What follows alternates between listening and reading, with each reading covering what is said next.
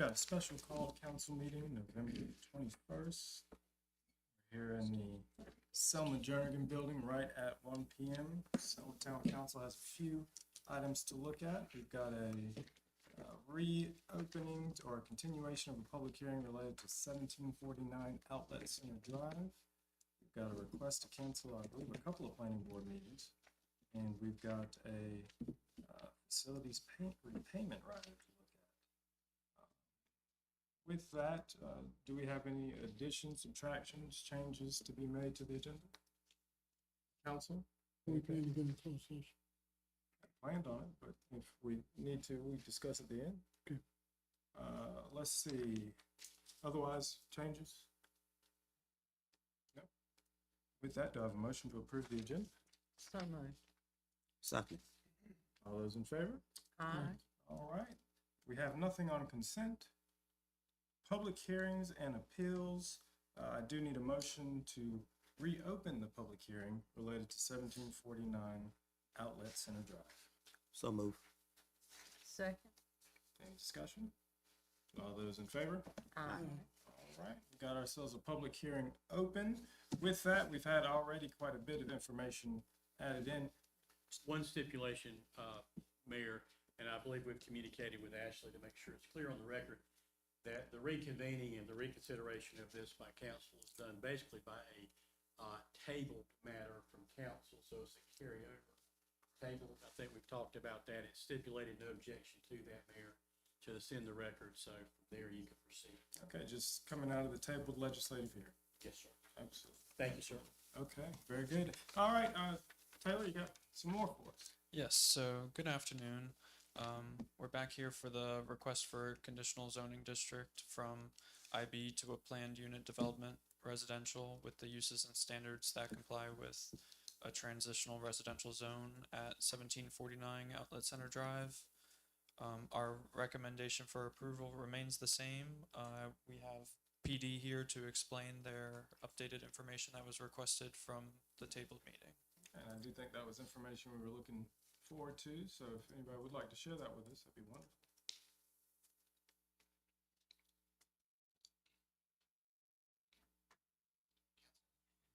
Major Jeffrey Bass, Southern Police Department. After your meeting last time, we got these numbers for you guys. And you should all have them already. The retreat, what we done with each one was we took out, like, the officers that decided to go out there and do a building check or whatever, we took those numbers out. We also took out traffic stops that were made in those areas as well. So the first column, if you're looking at the total sheet, will have those numbers. The retreat, and again, these are from November the 1st, 2024 to November the 13th, 2025. Had 160 calls. River Oaks Apartment on River Road had 42 calls. Meadowview Apartment on Ricks Road had 13 calls. The 400 block of Lizzie Street had 6 calls. I'm going to skip over the Glen Lakes and Lizzie Mill Station right a second. La Quinta had 47 calls. Quality Inn 39. Econo Lodge 63. Masters Inn 80. There was a total of 450 total calls to those areas. When you go to Glen Lakes Apartment, that's the apartment complex on 210 in Smithfield. Just as soon as you go out, it's a fairly new one too. They had 114 calls, and then going back to our Lizzie Mill Station, over the year we've had 1,024 calls there. If I'm reading this correctly, so the retreat in the course of approximately a year, maybe a call every 2.5 days or so, 2.3 days or so. Any other questions, comments? That's the information we needed. Thank you. So I believe follow-up is an updated presentation from the applicant.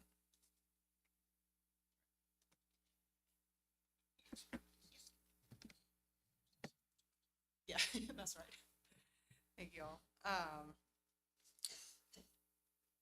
All right, I don't have a whole bunch of slides for you. I know we've already talked about this quite a bit, but I'm just gonna talk about a few things with you this afternoon, and I can So, again, Mayor McAllister and council members, my name's Ashley Honeycutt Terrazas, and I'm working with the applicant team.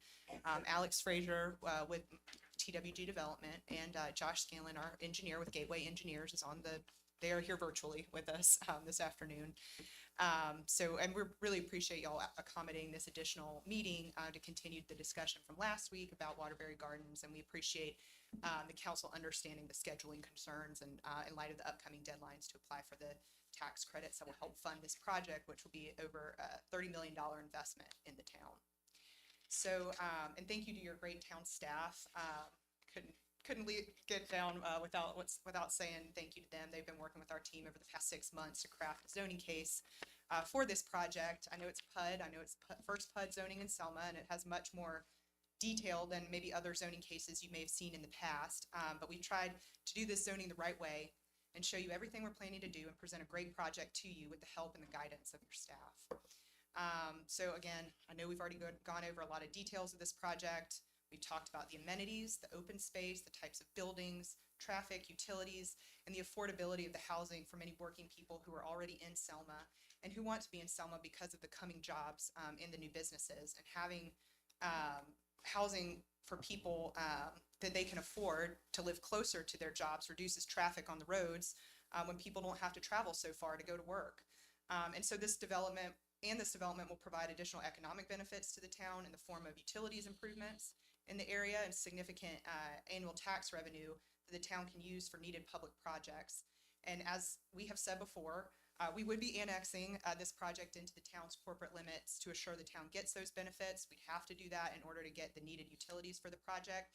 But just to give the town that additional assurance, we went ahead and filed the annexation petition earlier this week so that the council would be in a position to annex the property in a couple of months before the site plan is approved. So we went ahead and took that step.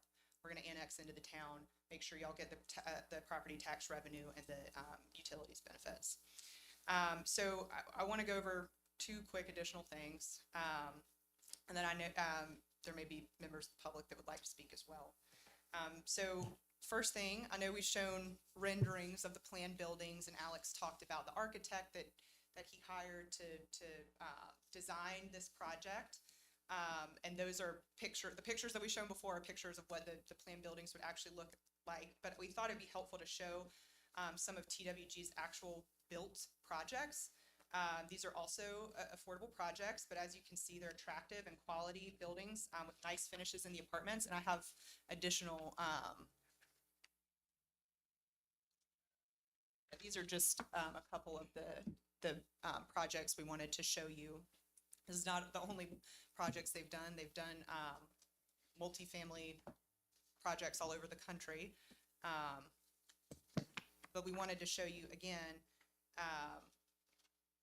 that these are quality buildings that will stand the test of time. And TWG continues to manage the properties after construction. That is their business model, and they ensure that these properties are well maintained for years to come. And if you have questions about maintenance and property upkeep, Alex, again, who's on the line, can answer those.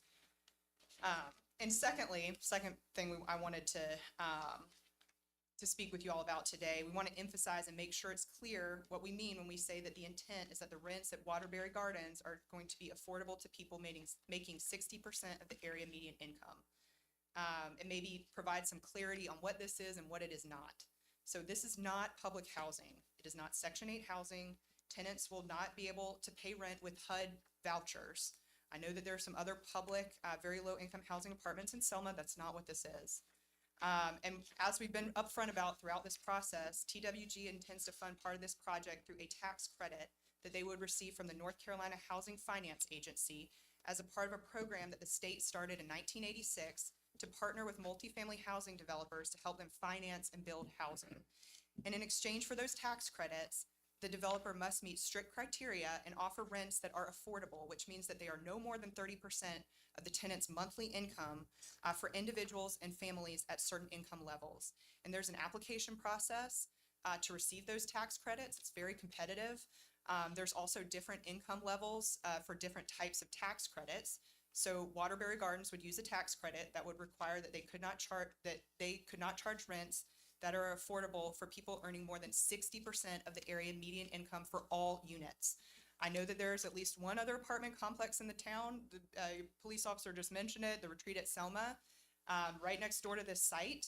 They have a tax credit that require not only 60% AMI units, but 30% AMI units. So a portion of their units are rented at much lower rates than the units at Waterbury Gardens would be rented for, if that makes sense to you all.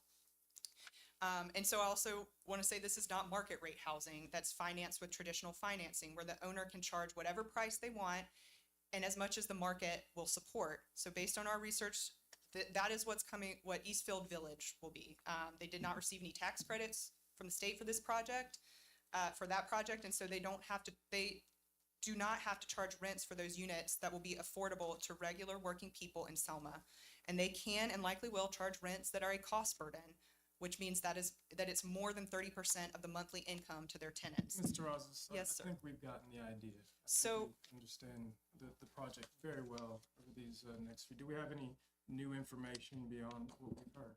Yes, so the last point I wanted to make, and sorry about the stock photos, but I just want to make the point that teachers starting out in Johnston County Public Schools make about $48,000, $49,000 a year. According to the town's website, police officers make about $55,000 a year. Firefighters who we honored last month make up to $53,000 a year. And starting salaries for nurses is about $49,000 a year. So, and many young people in the community starting out in their careers after college can't afford a home yet, want to be able to move out of their parents' homes and need affordable rental housing. I lived in an apartment too when I first graduated.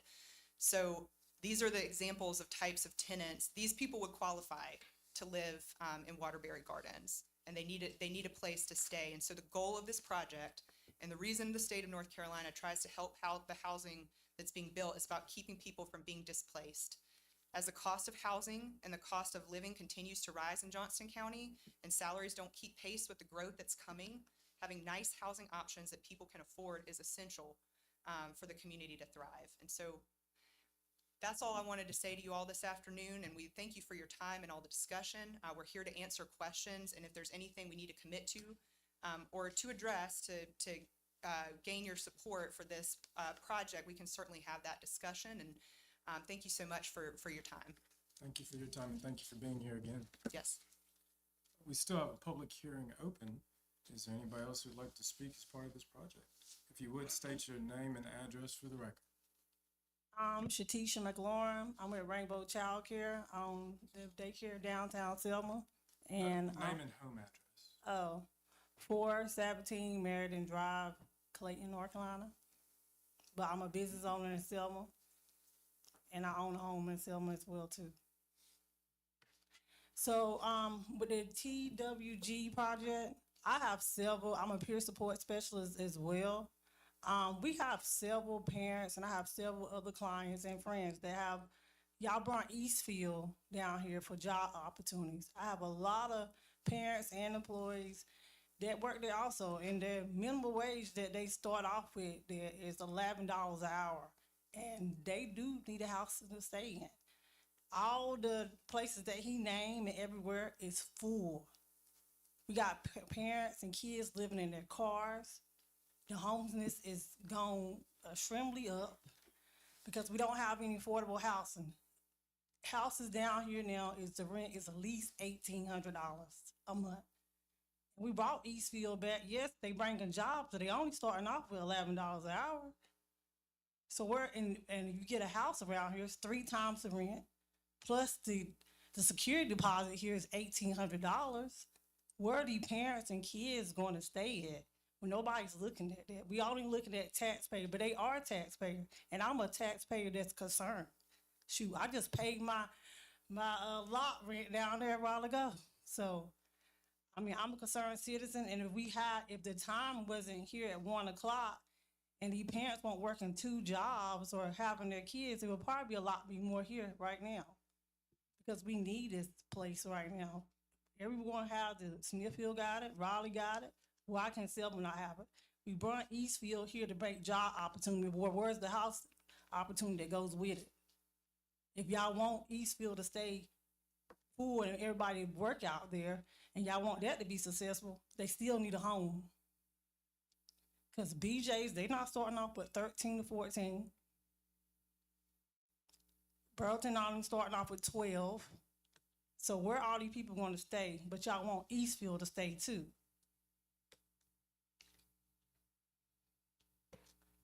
That's all I have to say. Thank you very much, Ms. Floyd. Anybody else as part of the public hearing that is still open?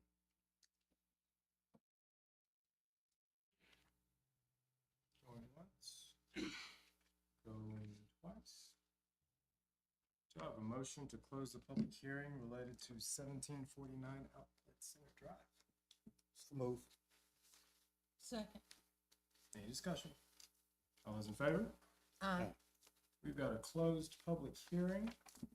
We did get some information added and a couple more pieces of insight for the community. We'll go back to where we left off. I believe asked previously, do we have a motion to deny the rezoning for this project related to 1749 Outlet Center Drive? So move. Second. Discussion.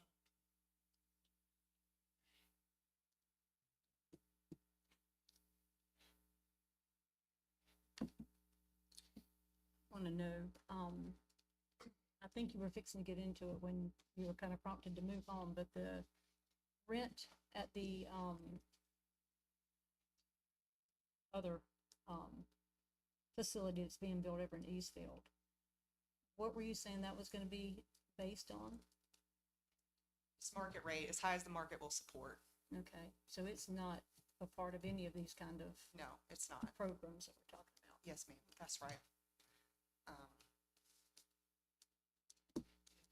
If there are questions about crime and new apartments cause crime, I mean, I can certainly provide you with a study that shows that they do not.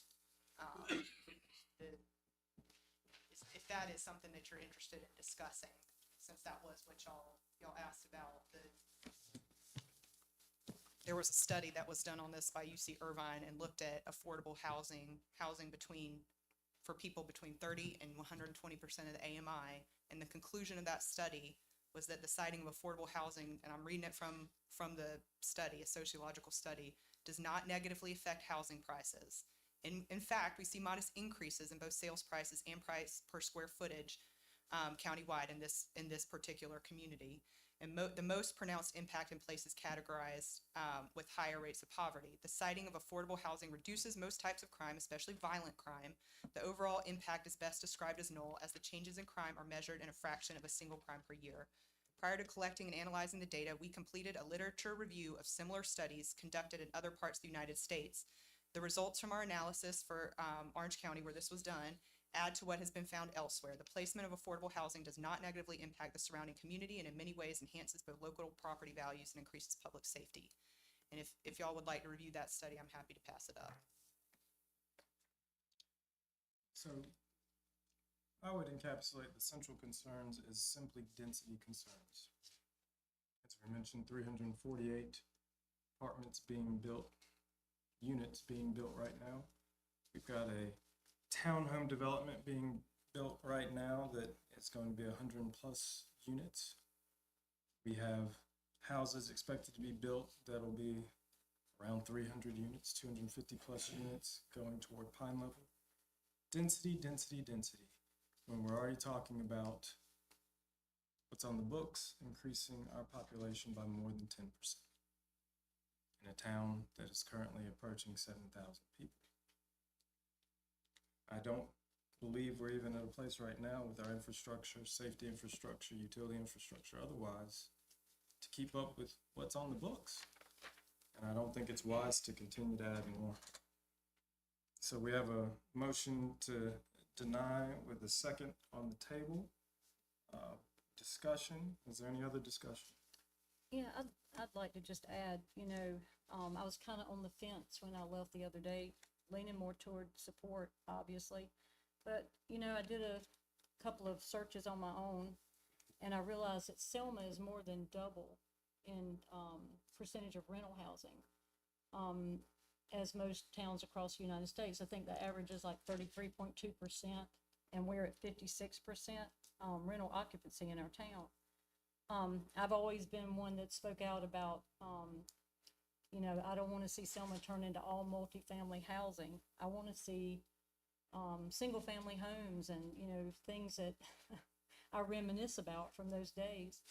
And I did have to shift gears a little when, you know, someone called my attention to the article about the 348 more multifamily housing units that are coming. That would put 551 units all within one little area that's already congested, and that really is a concern for me. And, you know, although I love Mr. Wall and Miss Wall and had a lot of respect for them and would love to be, you know, supportive of it, I really worry about the direction we're going. And I have to make my decision based on what's better for Selma. And so I kind of am coming down on the same idea, that I'm worried about how many multifamily units we're getting right now. So I just wanted to be on record as to why I'm kind of wavering here.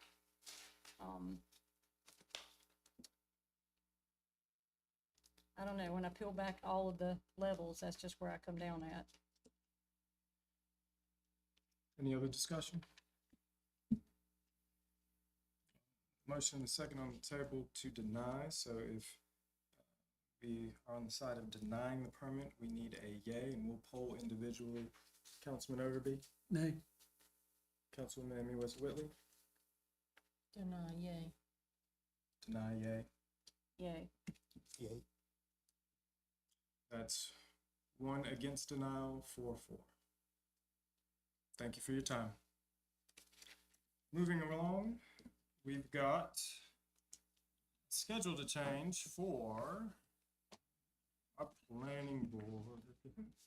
So my quick overview of what we got going on there, Dalton.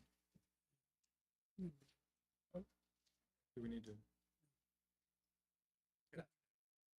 Council. Councilman Overby wants to back up just a moment. Let everybody clear out. So, yeah, I appreciate that, Councilman. If anybody wants to get out, so we don't have a door open and closed. I do take my vote. Yes. Does he- That's it. No, I clarified. So it's, Oh, no. It's 4. review. That's what it's clear. Let's Correct. back up. For the That's on- record, there was 4 nays and 1 yay. 4 yays and 1 nay, so the motion failed 4-1. So I think we need to back up. I think Councilman Overby meant to be a yay. Is that correct? That's correct. I just misunderstood the way he was going, because we normally don't go to vote it down as first. We would always go the other way, so. Okay. So just to clarify the record, and let me make sure the motion was to deny the rezoning. There was a second. So to deny your yay. I did not, Yay, yes. yay.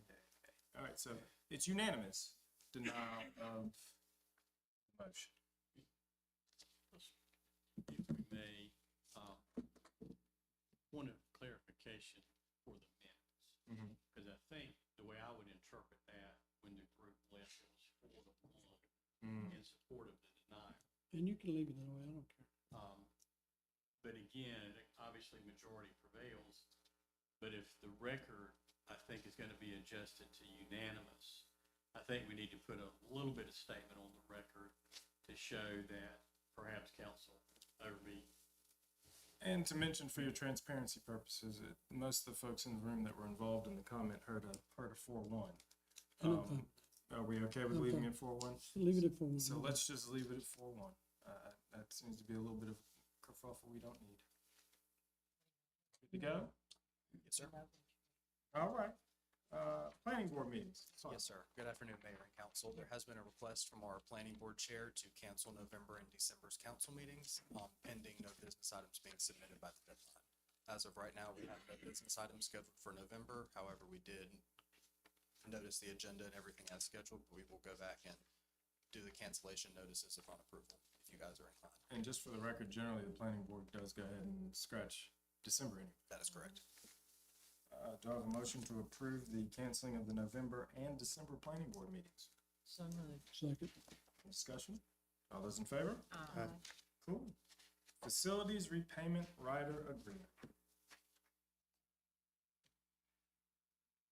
Who's taking that one?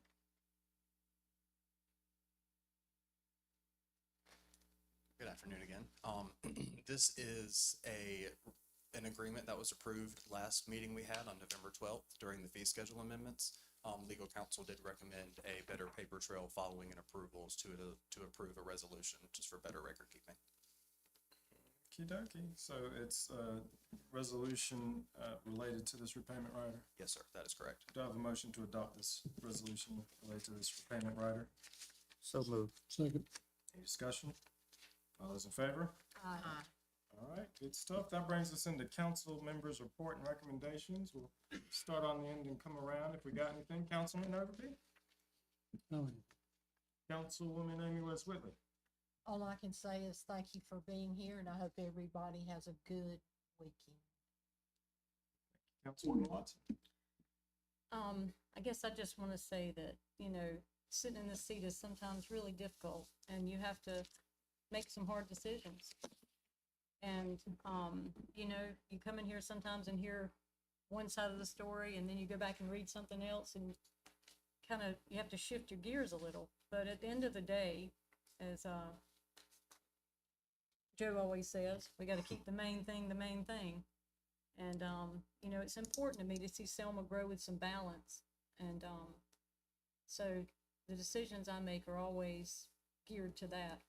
I want us to have a good, welcoming community that I remember when I was younger. And so I think we're working forward and toward that. Thank you. Thank you, Councilman. Mayor Pro Tem Joe Scarborough? And good evening, first thing. But just like Susan just said just then, and this job is kind of tough at times. We always, like I said, keep the main thing the main thing. As you listen to the news around now, you hear about all these, by being in real estate a whole lot, these people have built homes, just expecting something to happen in the future. And now they're sitting on homes they can't sell or rent because it's flooded. And that's the thing we try to do in Selma. We're going to build things, but we're going to build out a moderation where we can have enough police, enough fire protection to help the people we bring into the town. We bring in 1,000 people in a town and only can protect 500. We've got a calamity. So that's the thing about this thing. This job is hard, but we got to always keep in mind that I want a place to be where I want to stay at, and someone to come to this town want to come here. Because that's the biggest thing now in all these towns around here is they built so much stuff and people are clamoring to come towards Selma because they're tired of where they're at now because of no planning. You all got to be proactive and not reactive to things that go on in this world. Thank you. Thank you, Mayor Pro Tem. Details, the details, the details, the details. We are serious about the details. So, in a vacuum, when we're talking about an apartment complex that could house 115 folks, it's not a bad idea in a vacuum. But in the big picture of what's actually happening in this community right now, I am confident in saying we're not prepared for it. I'm confident in saying that our current residents understand the uphill climb we have to face the challenges that are already on the table.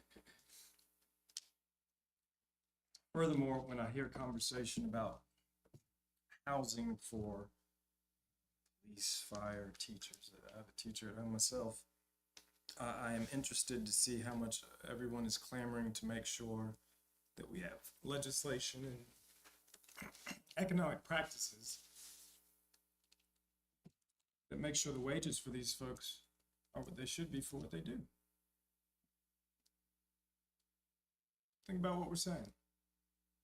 For a firefighter, a police officer, for a teacher, we got to figure out a way to build cheaper housing, is what I heard. Instead of figuring out a way to pay them a proper wage for the amazing job that they do.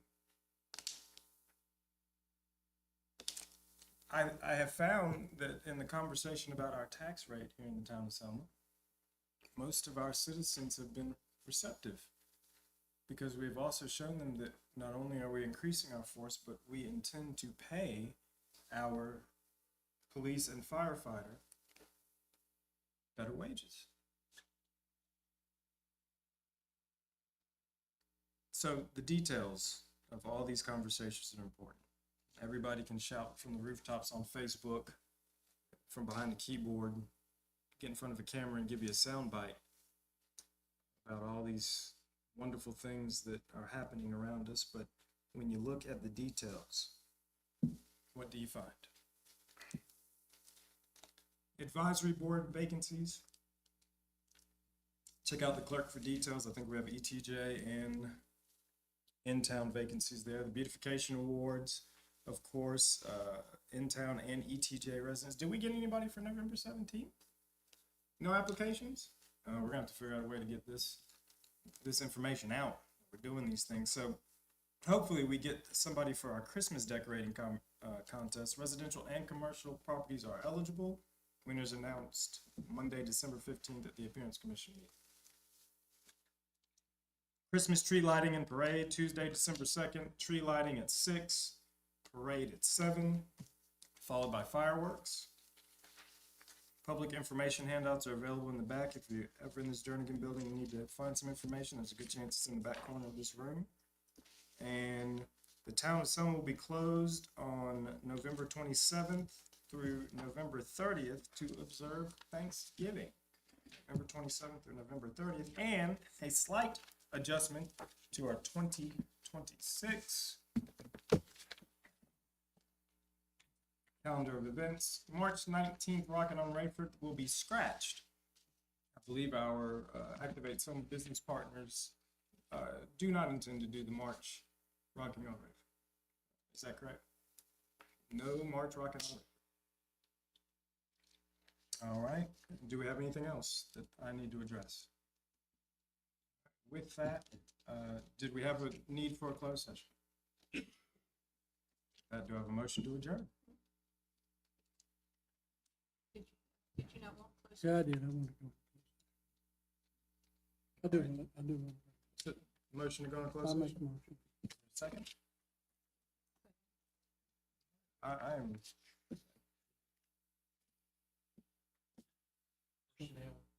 Personnel, yeah, personnel, yes. Personnel. I personally on a special meeting would avoid going into closed session. But special meeting motion for personnel. Second. All right. With that, all those in favor? Aye. Aye. I say. Nay? Nay. You don't want to go in closed session. You don't have to. Not today. Well, don't know if anybody needs to talk about anything. I'm not sure what.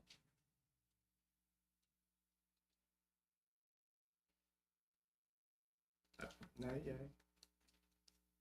Yeah, Okay, so we will go into closed session.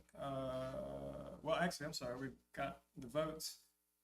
The motion is to go into closed session, so we are now in closed session. Why are we going into closed session? Subsection 6 of 143, 318. Okay,